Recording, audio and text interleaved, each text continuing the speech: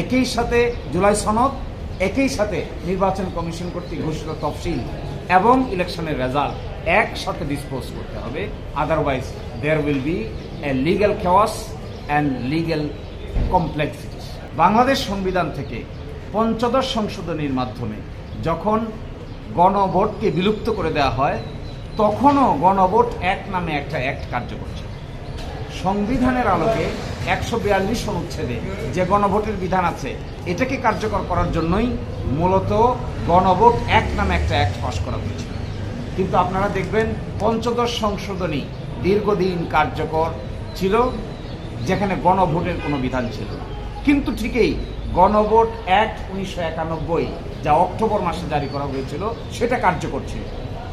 তাহলে এখন কেন তারা এই কথা বলছেন যে যেহেতু তার কার্যকারিতা নাই, সেই জন্য অটোমেটিক তা বাতিল হয়ে যাবে?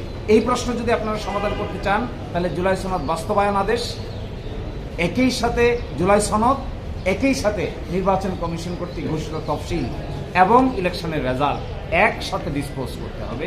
Otherwise there will be a legal chaos and legal complexities. Second প্রশ্ন, গুম প্রতিরোধ এবং প্রতিকার অধ্যাদেশ বাতিল করতে চেয়েছিলেন, একই সাথে মানবাধিকার কমিশন অধ্যাদেশও বাতিল করতে চেয়েছিলেন। কি কারণ দেখিয়েছেন জানেন? ইন্টারেস্টিং।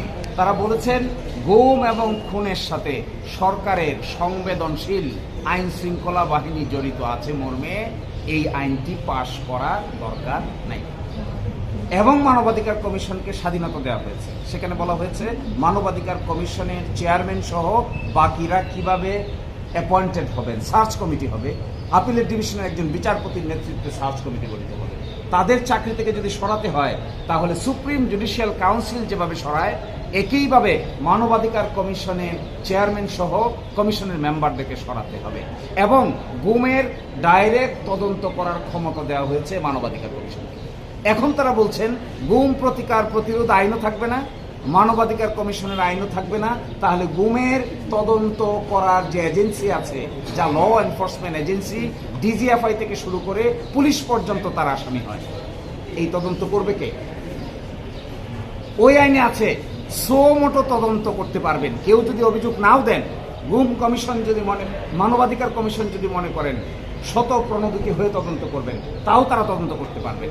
এখন এসে তারা বলছেন এই আইনগুলো ল্যাপস হয়ে যাবে, নতুন করে পুনর্বিবেচনা করে আইন প্রণয়ন করা যেতে পারে। আমরা মনে করি this is disregard to the whole reform process. This is also disregard to the international community. এই আইন প্রণয়নের সঙ্গে আমরা যারা জড়িত ছিলাম, দেশে বিদেশের মানুষ যারা জড়িত ছিল, this is serious violation of their intent and agreement and argument.